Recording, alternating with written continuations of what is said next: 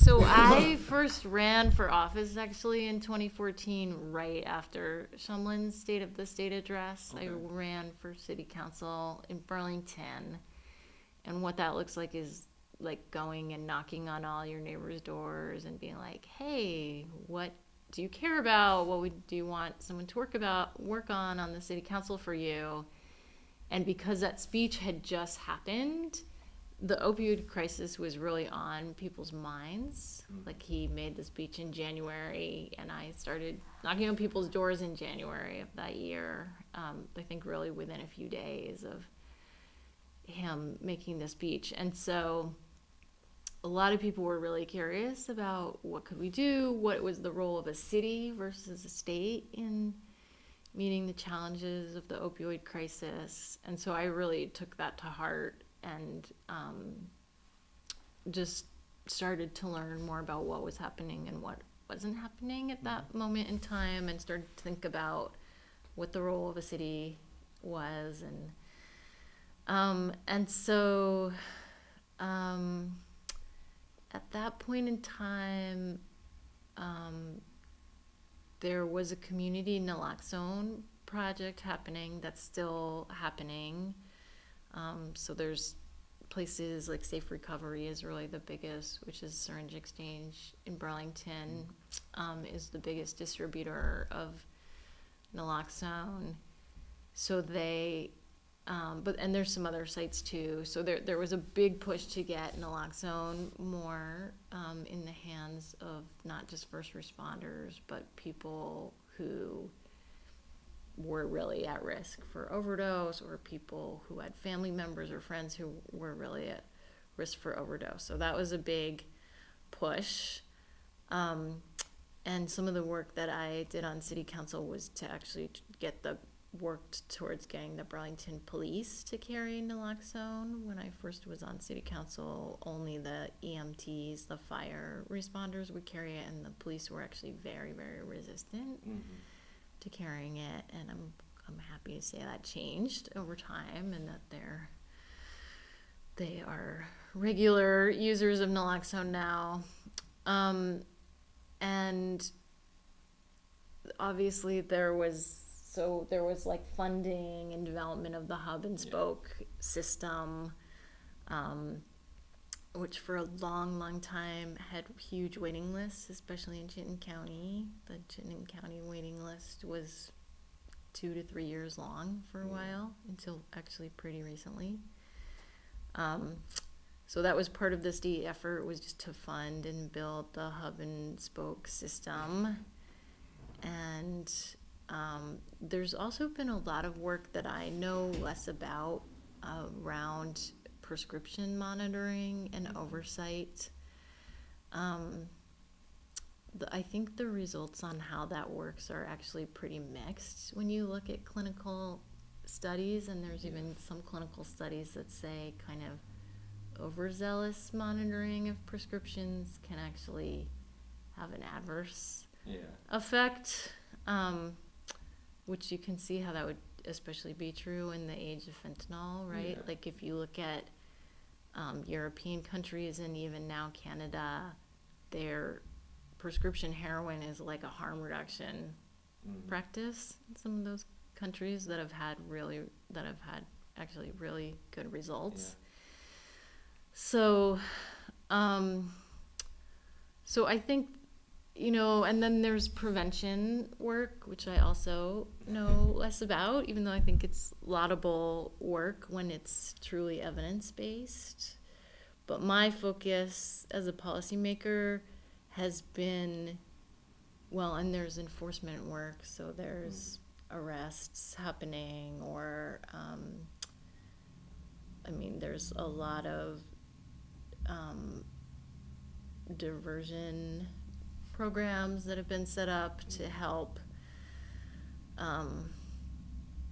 ensure that people who are struggling with addiction as their kind of underlying cause of criminal activity are getting help when that is more appropriate. Yeah. The challenge about that system is that there's not equal access to it across the state. So certain counties have treatment court dockets and certain counties don't. So you could get the exact same charge in Bennington County and go to jail, and you could have that charge in Chittenden County and you could get help. Yeah. So that's something we talk a lot about I'm on the House Judiciary Committee in the legislature, and that's something we've talked a lot about in that committee is how do we create more access to what we are calling sometimes geographic justice, so that you don't have a really different experience of our court system or your kinds of interactions with law enforcement as a result of where you live. Yeah. Right? So there's enforcement, there's prevention, there's treatment access and harm reduction, and there's changing prescribing practices. And where I've really focused my work is on treatment access and harm reduction, because I feel like I feel a strong sense of urgency about that I don't think everyone always feels. Yeah, definitely.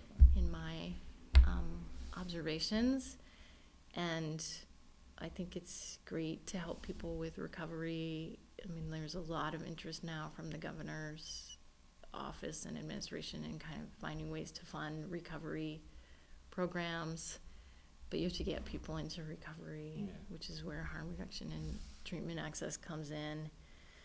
So those are some of the things I've been working on.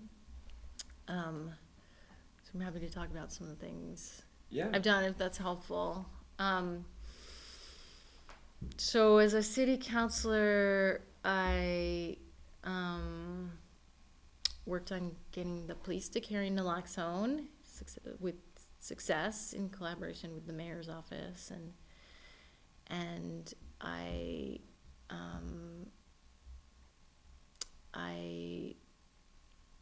helped also look at safe recovery has been in kind of an ongoing funding crisis for several years now.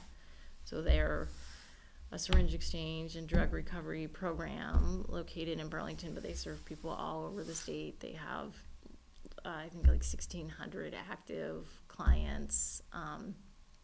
They're the top referrer of people to the Chittenden Clinic, so even they refer even more people to the Chittenden County Methadone Clinic than people call themselves just asking for help. That's sort of the beauty of the harm reduction model, is that you can walk through the door and it's very low barrier, and the people who work there are incredible. So they have built very trusting relationships with people and are kind of there when they're ready to help them move along a path of safe, whether it's just safer behavior, using clean needles, getting hepatitis testing, all the way to getting into treatment and recovery.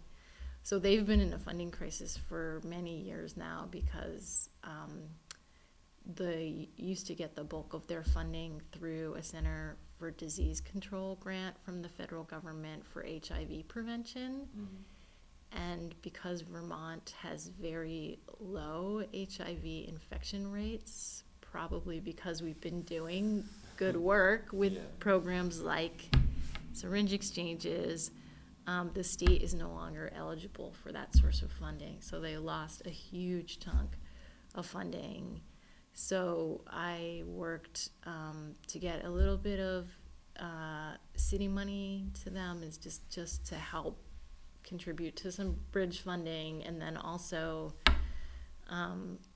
did a lot of outreach to state senators and representatives at the time to try to make sure there was more stable funding in the state budget for them, and that continues to be an ongoing battle. And now I'm in the legislature, and I'm still advocating for more funding for them, because I just think the work they do is incredible and really some of the most impactful work that anybody is doing. I mean, they've had, I think, 1,000 overdose reversals reported from naloxone kits that they've given out. It's just incredible. So that's something I have been really committed to, is supporting, maintaining, expanding our access to syringe exchange programs, especially the largest syringe exchange program that is serving the greatest number of users statewide. Other stuff that I worked on when I was on city council is urging our federal delegation to, so we did just an advisory resolution to our federal delegation, encouraging them to allow nurse practitioners to become prescribers of Suboxone as part of some federal legislation, and that did end up being part of the federal legislation. So we've expanded the universe of who can provide access to Suboxone. I mean, not because of our advisory resolution, that was just a drop in the bucket, but there had been a little bit of resistance originally from our federal delegation, because the American Medical Association had sort of come out against, I think it was American Medical Association had initially come out against anyone but like a bona fide MD prescribing Suboxone, and so I think that made them hesitant initially, but they definitely got on board with that, and that then was part of the CARA Act a few years ago. So nurse practitioners can provide Suboxone now, which is great. And so part of the reason that I ran for state legislature when a seat opened up in my district is because I was finding myself sort of writing more advisory resolutions to the legislature and like lobbying in the legislature around this issue in particular. And so since I've been there, some of the work I've done, I supported a couple versions of a bill, none of which I have been able to get passed, but I'm hopeful that there'll be meaningful progress on this over the summer, and that some form of this bill can be reintroduced in the fall, which is the bill that you had reached out to me about. To the way our drug statute is written, it's really messed up.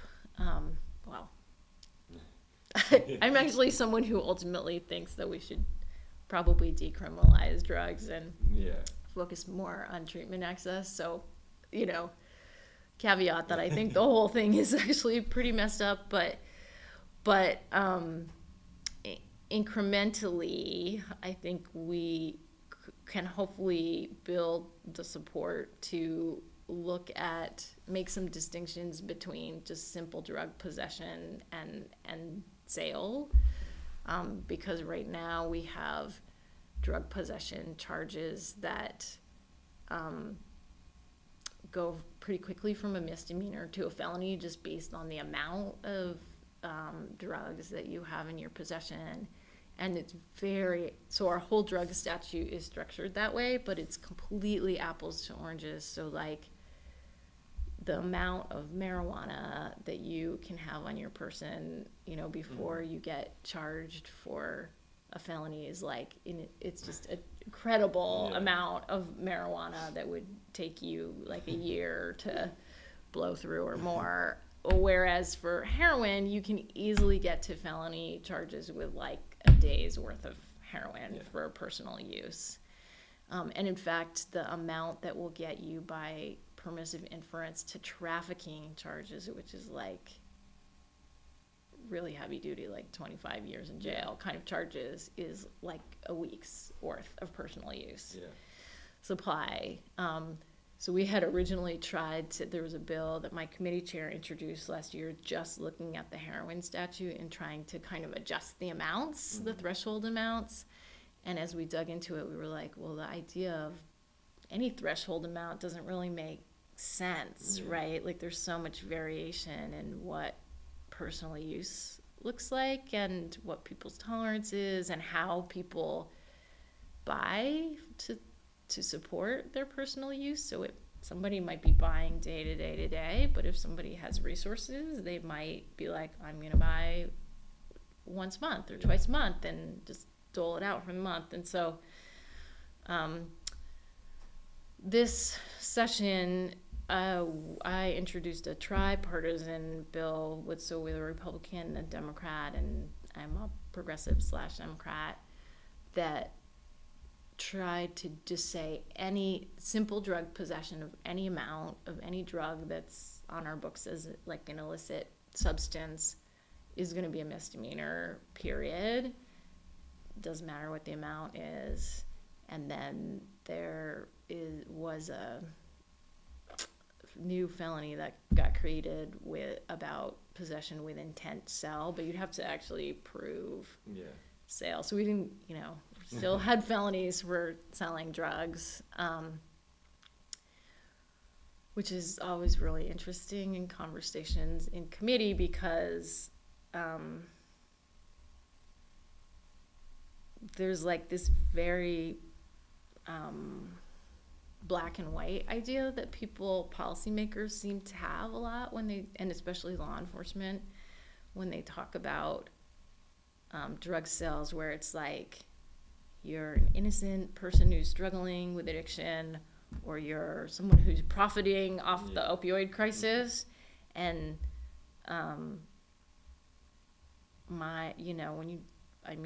I think the truth is a lot of people are both, right? And it's like, there's not these neat categories of this like perfect line that you can draw where you're like, definitely. Yeah. So this piece of legislation doesn't solve that, but it did make some improvements, I think, around just the idea of like trying to move towards defelonization. And frankly, ultimately, I would really like to see decriminalization of simple drug possession. There's definitely countries like Portugal has really amazing drug policy where they've largely decriminalized and then really invested in harm reduction and treatment access approaches, and the results have been really quite remarkable. So that's one failed attempt, but one that I'm going to persist in trying to move forward. And then an issue that I've been working on for the duration of my time in the legislature is the issue of medication-assisted treatment access in our corrections system, which is, our corrections department likes to say, and it's true, that they're sort of in the 1% of prison systems nationally that provide access to MAT, but the access they provide is really pretty awful. I mean, for a long time it was a 30-day limit, and then with a 90-day, there were a couple sites where you could get 90 days, and that was only if you'd already been prescribed or had a relationship with one of the hubs in the community. Now, after some very bad press this fall, they built out to 120 days at all sites, but we have some legislation. There have been various bills, some that I've introduced, some that other people are introduced, and right now there's a Senate bill that I'm really hopeful is going to pass that would basically says that people can continue accessing Suboxone or methadone for as long as it's medically necessary. So no sort of random cutoffs, hopefully, is what that means.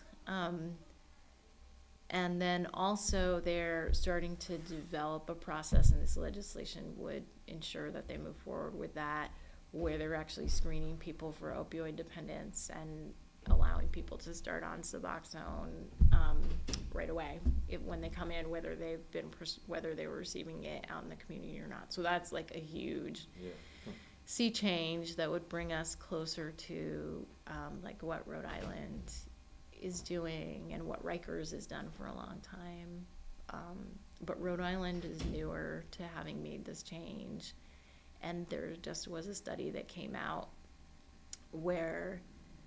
that just had incredible results they basically, it's not quite unlimited access, but they are really giving very patient and inmate-driven access to Suboxone and methadone in their corrections setting. And the study said that overdose deaths went down by like 60% in people who had been recently incarcerated, and then that drop was significant enough that it actually affected just the state's overall fatal overdose rates, and they actually saw a decrease in their overdose rates, which very few places are seeing right now because of fentanyl. And certainly Vermont hasn't. Last year we had our highest recorded number of fatal overdoses. So the data is really, really good on this. And there's also a very interesting development about 2 weeks ago where the U.S. Attorney of Massachusetts, which is basically the federal government, like the Department of Justice. So it's kind of surprising because it had to have had some kind of sign off from the Trump administration, at some point. But the U.S. Attorney of Massachusetts just opened an investigation into the Massachusetts correction system because they boot people off their MAT. I think their access is even worse than in Vermont. And they're investigating whether denying people access to MAT is a violation of the Americans with Disabilities Act. Oh, wow. So it could very soon there could be really a federal mandate, depending on the results of that investigation, to provide access. So you could argue that we're just getting ahead of the curve and potential lawsuits there. So hopefully that'll pass. The bill is actually passed the Senate, and then it's up on the House floor this week, but there's a pretty hefty price tag that just got attached to it at the end of last week, so it needs to go to our Appropriations Committee, which is the committee that decides whether or not we're going to spend money on things. So it's like it's in a little bit of a I'm crossing my fingers and making phone calls basically on that, but it's such an important piece of legislation. It would really be completely irresponsible not to pass it. So so that, and then one of the final pieces of legislation I'll mention that I introduced is to create a state regulatory framework for safe consumption or safe injection facilities. So kind of an extension of the harm reduction model that's been working really well in Canada and in Europe primarily, where there's close to 100 of these facilities, and they're, again, like the science on them is just really, really good. Nobody has, so the idea is that it's a safe place where you can go, you can use, you can have medical professionals on hand to give you advice about safe injecting practices. You can get kind of all the syringe exchange model is built into the program, and there's people on hand who can actually reverse an overdose if you have an overdose on site. There's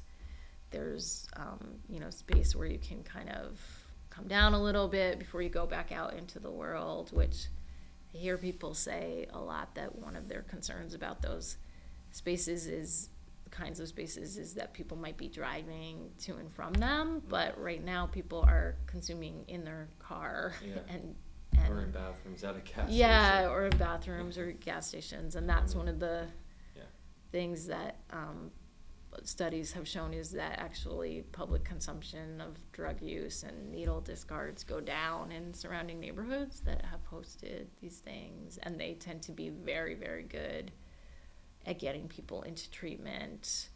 They are also a really useful tool for preventing endocarditis and hepatitis and HIV, all kinds of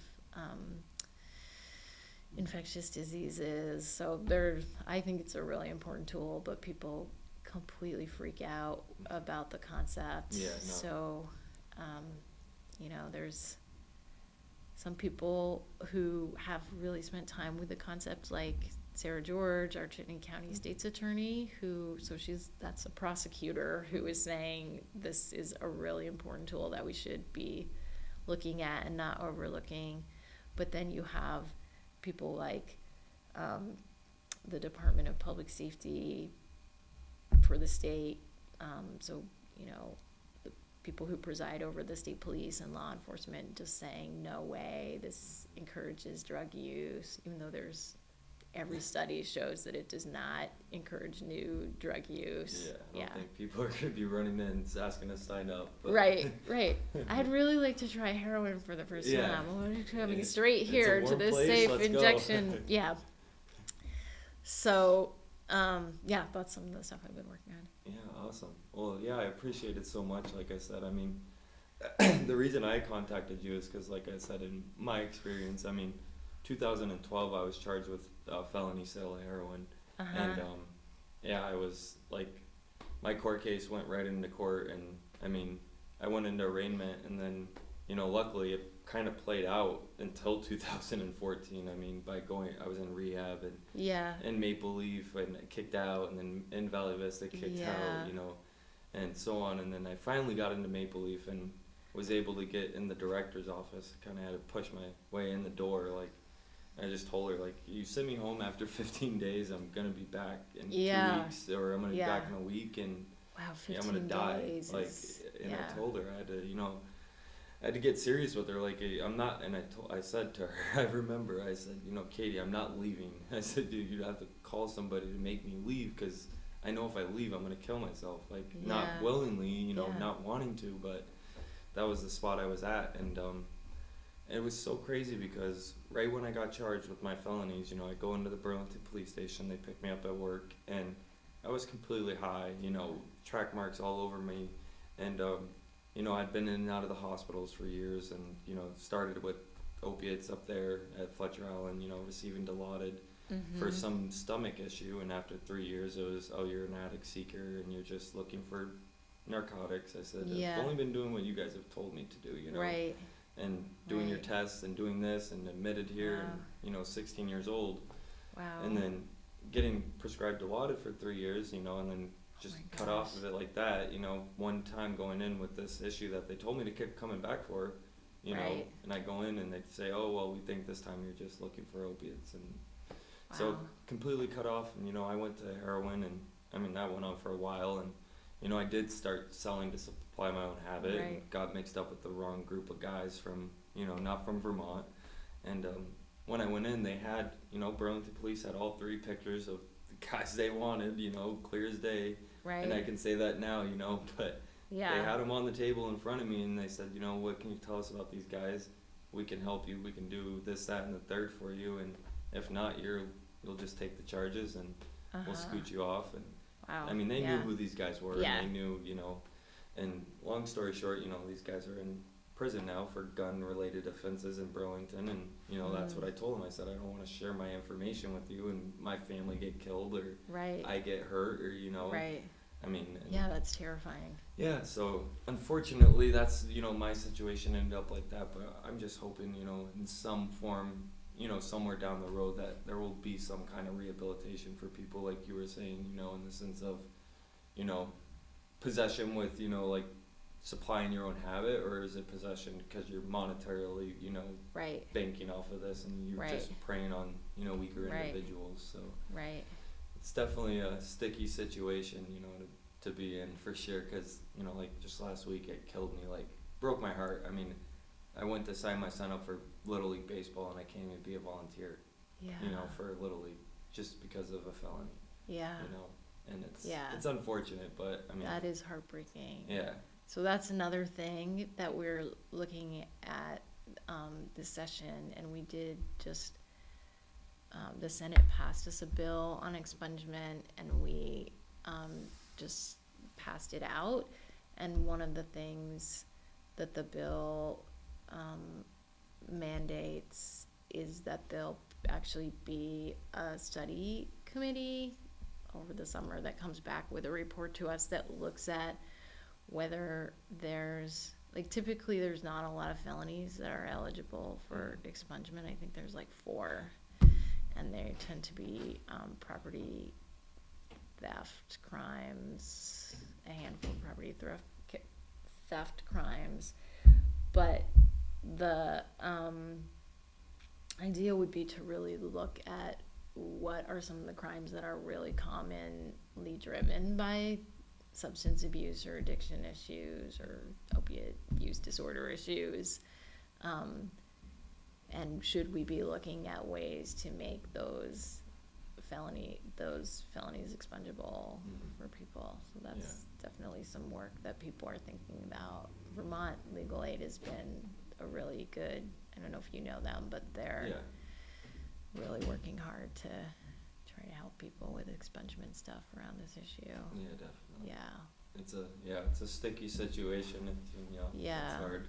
Yeah. I definitely take ownership for what I did, and it's not easy. It's not a time I like to reminisce on, but that's why I got back into school and getting into college and doing all that stuff, and I've gone back and talked at BHS and That's awesome. Horizons and stuff. Yeah, and that's even really... if, stop one kid from doing it, and messing up their entire life, Well, it's very generous and courageous of you to do that. I know there's work that the city of Burlington has been doing where they're really pushing to take kind of a deeper dive on some of the residential treatment places, like some of the places that you have been, and really try to understand what works and doesn't work about them. And your story that you were just telling was like, I've heard that a lot, that people, you can sort of go there and get through the initial detox or withdrawals, but then you're like kind of shit out of luck just to... Maple Leaf, the way they detoxed, or the way, like, I guess maybe my addiction was just that bad, but I mean, and I was one out of maybe 10 other guys that I could vouch for, like, definitely, but our detoxes were 12 days long, from tapering off with buprenorphine, because like some people were coming in using bupe because they couldn't find heroin, or so vice versa, and using so much heroin that they needed buprenorphine to come down, right? And our detoxes were 12 days, and they were kicked out the door 3 days off of buprenorphine. I mean, and it was so sad, watching people leave Maple Leaf, literally shooting as they're pulling out of the car, going down. And I mean, when I was there for 45 days, I was luckily able to get 45 days, and I took it all, anything and everything. Yeah. And afterwards, I was going back to COTS. I went back to COTS. I didn't know I was going to COTS. I knew I was going homeless, but I got out, went to COTS, and luckily, before I got out of there, the day before I left, we got a call from Habit Opco that they would accept me. And so I took SSTA rides every morning for 3 months down to West Lebanon, New Hampshire, every morning back and forth, just to get Suboxone, because that was, point where Chittenden Clinic was over 1,000 people. Right. Or, and I called and then fell off the waiting list, fell off, because I just started using. I mean, after 6 months of not getting a call back, or you're calling this line. Yeah. And that's something I've said also in my papers, is like, when someone wants treatment, I think we need to be able to give it right then. It's not like, obviously a couple hours, or, here, there, or tomorrow maybe, but like tomorrow, even hearing tomorrow for some people is too much. Like, yeah, I so agree with you. Unfortunately, they want it when they want it, I really strongly agree with you, and I think, so the city of Burlington has this group that meets monthly called ComStat, and it stands for Community Statistics, maybe, but it's a group of a whole bunch of different people who are healthcare providers, law enforcement, lawyers, social service providers, all kinds of different people who are sort of working on lots of different angles of helping people. And I know that's something that they have sort of called out, is this idea that now we have like no waiting list, but you still have to wait to, the average time is over 2 weeks to start, which means, and we know that there's some people who do get started right away, like pregnant women, so that means that there's got to be some people who are waiting way longer than 2 weeks to get us to the average exactly of like... Happened to my friend. I mean, that is... After the press release, or Governor Scott, coming out and saying like, oh, no waiting list, at Howard Center, he called me right away, because he knows I've been in recovery, and I have a couple people that I know in in recovery and stuff that, I figured, or he thought could help. Long story short, we called around and we got him in that Berlin clinic, and I told him, I was like, please don't get high. Just promise me you won't get high tonight, because you go in tomorrow, they're not going to help you out. They won't be able to dose you. Mm-hmm. And he didn't get high, and he went in the next morning, and I told him because he didn't have anything in the system, they couldn't dose him. And I was like, they're sending him, they sent him, they made him leave because he didn't have heroin in his system. And I mean, it's just, pointing to bruises on your arm isn't enough, or, I don't know. That is outrageous. And I was just like, that's... Well, so I think the city is, just from a policy point of view, I think the city is looking at and I'm definitely very interested in that too, like how to get the sort of bureaucracy from screening to starting out of the way.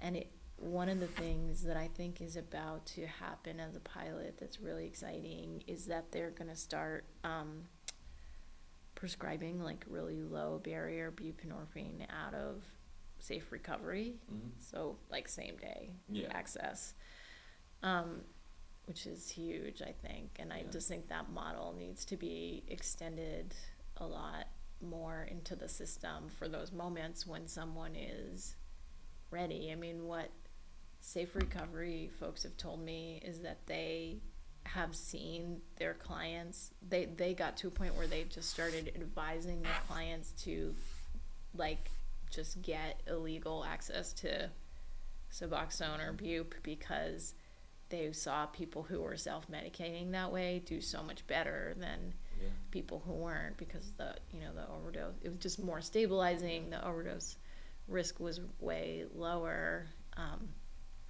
So there is this interesting pilot that's happening, and I think there just needs to be a lot more of that kind of interim access work happening to seize those moments, so you're not telling someone like, we'll screen you now, and in 3 weeks we'll get you started. We'll get at you our going. waiting list free clinic. Yeah, come in while you're feeling like you're, crawling out of your skin and, driving and trying to do all this other things while you can't focus. I mean, it's not, it's not fun to be detoxing I can't imagine. It was hell. I tell you that. Yeah. It wasn't fun, for sure. Yeah, well, it's an amazing story you have. Yes. Thank you so much for coming. I appreciate it very much. Yeah. Do you have any more questions or No, I think that's else it. you I don't want? want to take any more of your time. Okay. Let you get home to some dinner or whatever you got planned. Okay. Well, I thank you so much. appreciate it so much. Yeah, yes. you too. Very nice to meet you. Really nice to meet you. I And appreciate it. let's stay in touch. Yes.